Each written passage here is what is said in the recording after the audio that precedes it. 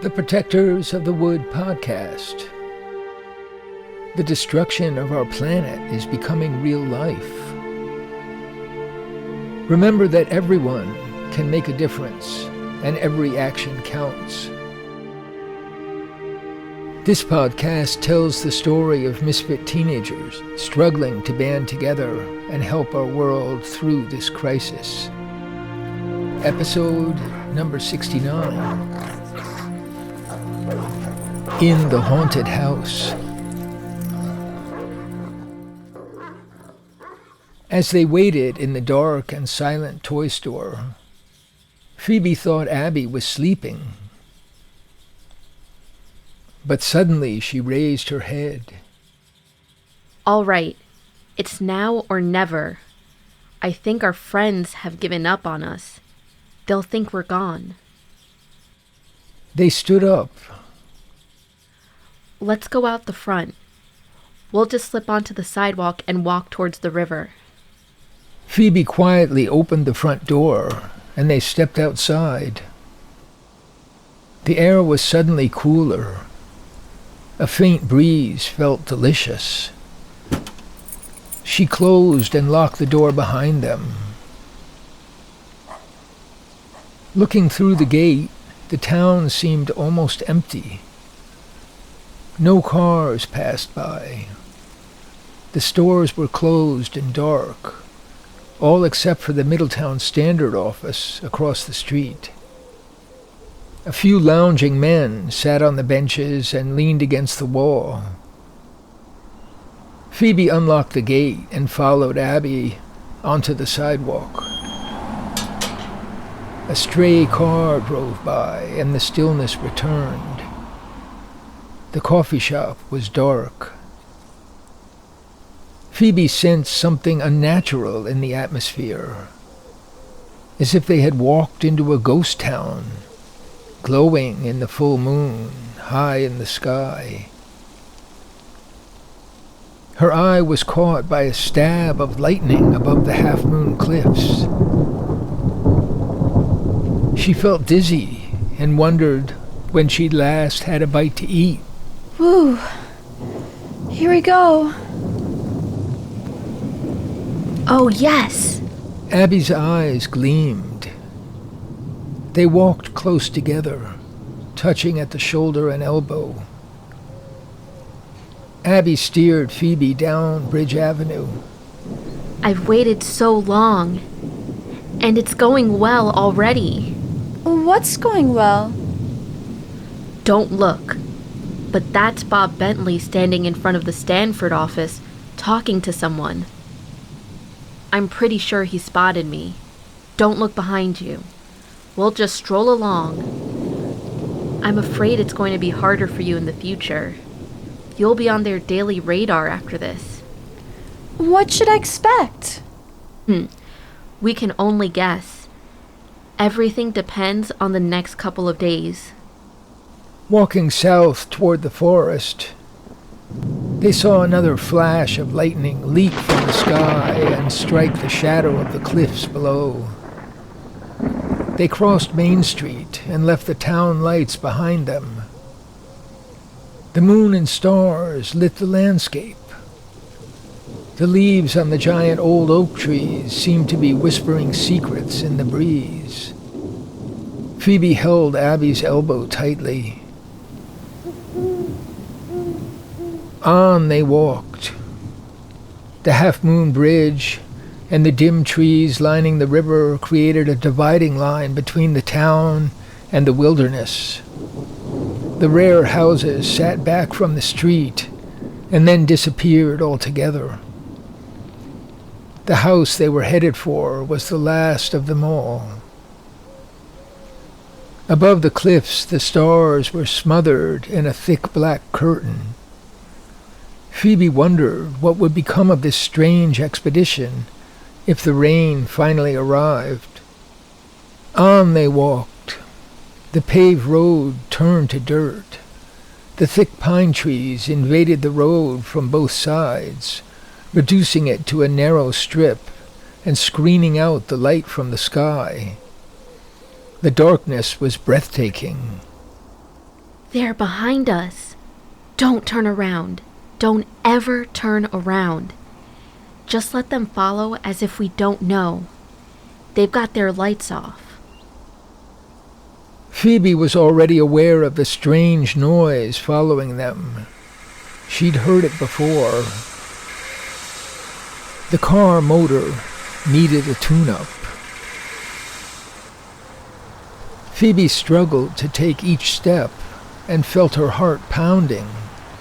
The moon seemed enormous. She began to adjust to this strange world. Her eyes could make out the pine trees hugging the edges of the narrow road, the ruts in the dirt, and the curve as they walked along. She noticed a few gaps in the trees. There was space in the density of the forest. Surely she could lose anyone chasing her in this darkness if her knee held up. Suddenly a bolt of lightning cracked close at hand, lighting up their world with a vivid power she had never seen before. There stood the metal gate and the wild lawn covered with broken branches and sapling trees. And there above, on a small rise, the haunted house flaunted its broken windows and mysterious darkness. Come, quick! Abby gripped Phoebe's hand and ran forward, past the gate and the overgrown lawn to the broken porch. There, Abby picked her way to the front door and pushed it open. The musty air of damp mold flowed over them like a living creature from long ago, escaping into the night. To Phoebe's surprise, Abby turned and stood before the open door. They heard the car motor rev up and the scraping, screeching sound of the car breaking the rusted gate. Phoebe was itching to flee. Not yet. Not yet. They could barely make out a shape like a shadow approaching over the lawn. Suddenly the sound of the car doors opening struck panic into their hearts, and another flash of lightning illuminated the scene. At least 4 men stood beside the old green sedan, staring at Phoebe and Abby up on the porch. They stared back, and the eyes of the men and the women locked in fear and fascination and defiance. And the light was gone. Abby pulled Phoebe inside and through the darkness, stumbling downstairs to a basement, and then over dirt to a place where Abby stopped and moved something. She stooped down and pulled Phoebe, crawling through an opening in the dirt and masonry. Abby adjusted a stone behind them, and they crawled through another opening, and Abby rolled another stone behind them. And then they sat in total darkness. Phoebe heard the sound of crickets. Phoebe and Abby's breathing calmed down. I'm feeling so weak and dizzy. I need to eat something. A popping sound seemed like firecrackers above them. There was a thud and a crash and men yelling. This is too crazy for them. They're losing control. Better come out, girls. We just want to talk. Come on. We just need some help. Come on out.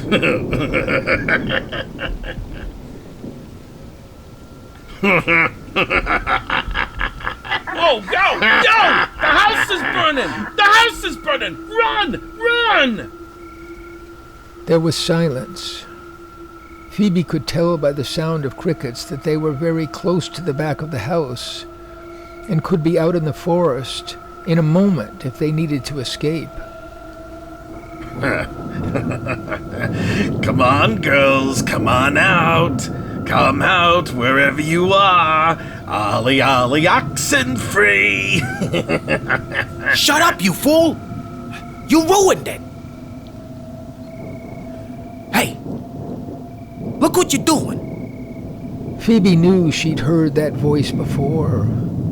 Abby gripped her arm, shaking with tension. It's pretty creepy out here. That's a pack of wild dogs. So it is. And Tommy's supposed to be back here, scaring them off with a gun? He must be around here somewhere. Yeah, he probably got scared and left. Heck, I'm scared. And what is this all about anyway? I mean, I keep asking you, but I still don't get it. And I'm telling you, that Will and Bentley and the higher-ups, they want her found this time. You don't know the pressure. You're just too soft on her.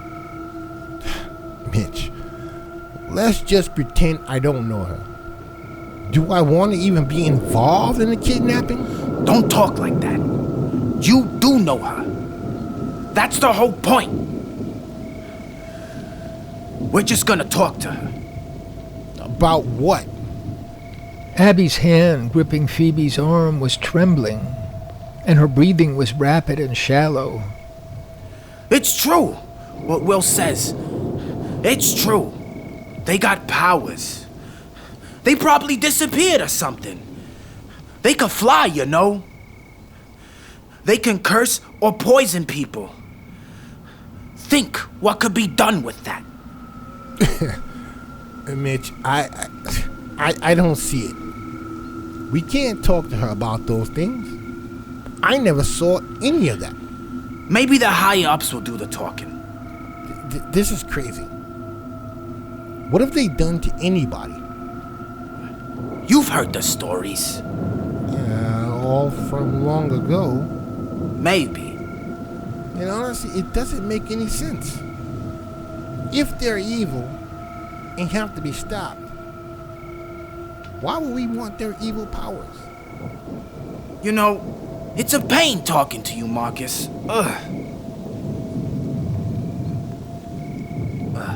Now you got me thinking, Marcus. Why do they care so much? And I don't know if I want the higher-ups having these powers. If that's what they're after. Well, why don't you ask Will? I'll do nothing of that kind. And don't you either. Look! The white through the trees. Ghost dogs, they're here! Would you look at that? I never believe it. We getting out of here. Tommy probably left hours ago. A gun probably didn't work on those things. You just follow me. Do what I do. This place is getting spookier. This place is spooking me out. Phoebe felt her heart thumping as she clutched Abby's hand.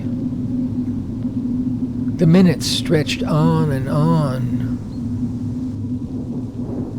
A desperate fear of being trapped in this dark hole rose up in Phoebe's breast. A panic pushing her to flee, wildly, do anything to get outside, to the glorious freedom of the surface of the earth.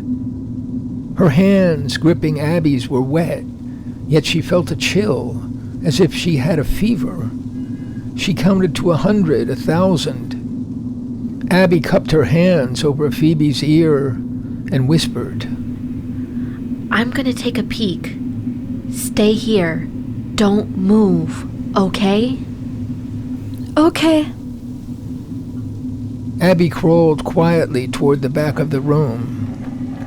Phoebe heard the clunk of a piece of wood and the faint noises of a body disturbing leaves. A current of fresh air smelled of the forest. The rustling of the leaves returned, and Abby approached on her knees, feeling for Phoebe with outstretched hands. She whispered in Phoebe's ear, I think the way is open out back. The dogs are protecting us. We have to try it.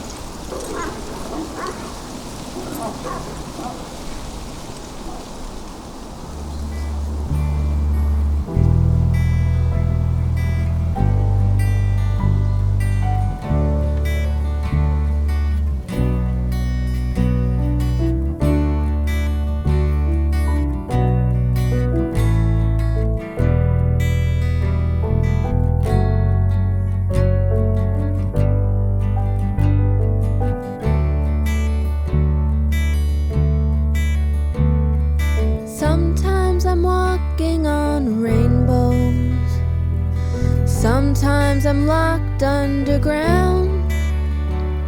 But if I hear you say it's all okay, there's nothing compares with that sound. I'm lost, but now I'm found. God help the shape that I'm in. God help the shape that I'm in. Just come back to me. I'll be yours for free. I'll do all the good I can do. It's just that I need you. I care about a lot of things, I guess. I try and I try just to do my best. But if it's not right with you, there's nothing I can do. I'm lost before I begin. God help the shape I'm in. God help the shape that I'm in. God help the shape that I'm in. Just come back to me. I'll be yours for free. I'll do all the good I can do. It's just that I need you. Sometimes I'm stumbling through my day, and there's no light upon the way. There's nothing I can see, it's dark as can be. Hold my hand and see me through. I'm lost if I don't have you. God help the shape that I'm in. God help the shape that I'm in. Just come back to me. I'll be yours for free. I'll do all the good I can do. It's just that I need you. God help the shape that I'm in. God help the shape that I'm in. Just come back to me. I'll be yours for free. I'll do all the good I can do. It's just that I need you.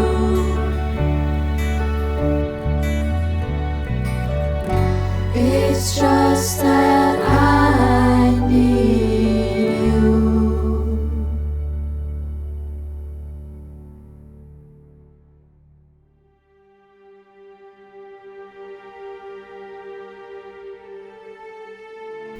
Thanks for listening to the Protectors of the Wood podcast. Find all our podcasts, songs, and projects on our website, protectorsofthewood.com. And to all those eco-warriors out there, remember that everyone can make a difference and every action counts.